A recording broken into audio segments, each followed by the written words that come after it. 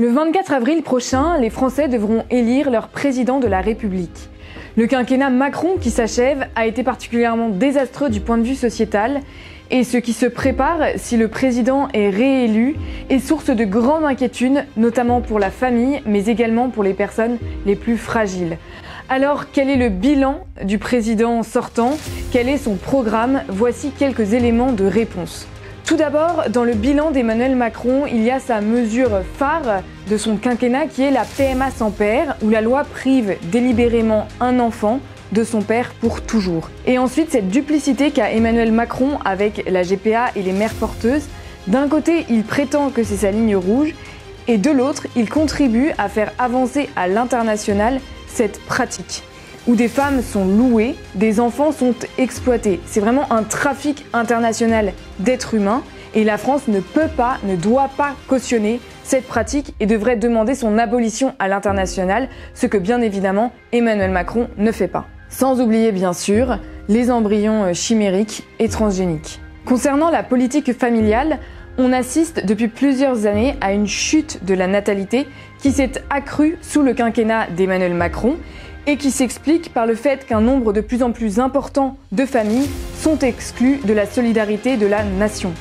Ce qui est gravissime, y compris pour les retraites, dont Emmanuel Macron prétend régler le financement.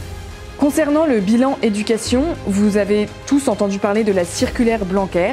Donc sous l'apparence d'une volonté bienveillante d'accompagner les élèves mineurs qui envisagent de changer de sexe, cette circulaire est en réalité de la pure propagande. Au lieu d'inciter à parler avec les parents et de voir avec eux comment aider l'enfant, l'adolescent en souffrance, elle prétend qu'il vaut mieux le laisser faire, c'est-à-dire l'abandonner à ses interrogations angoissées et à l'emprise de militants. Quel est le programme du président sortant pour les 5 années à venir? Emmanuel Macron entend manifestement poursuivre sa politique anti-famille. Cela veut dire rien pour abolir la GPA. Au contraire, il souhaite accélérer les procédures qui faciliteront la pratique de la GPA à l'international. Il souhaite aussi une convention sur la fin de vie. Mais nous savons bien ce que cela signifie pour lui. Nous l'avons expérimenté avec la Convention climat ou encore avec les états généraux de la bioéthique. Sa méthode, c'est de laisser parler tout le monde, de piétiner ce qui est dit, puis de légaliser comme il l'entend. En outre, évidemment, légaliser l'euthanasie, c'est renoncer à développer partout en France les soins palliatifs. C'est renoncer à soulager la souffrance physique et psychique. C'est monstrueux. Dans son programme, Emmanuel Macron continue à dévaloriser le mariage, il continue la défiance vis-à-vis des parents et il contribue toujours plus à la propagande de l'identité de genre et de la transsexualité.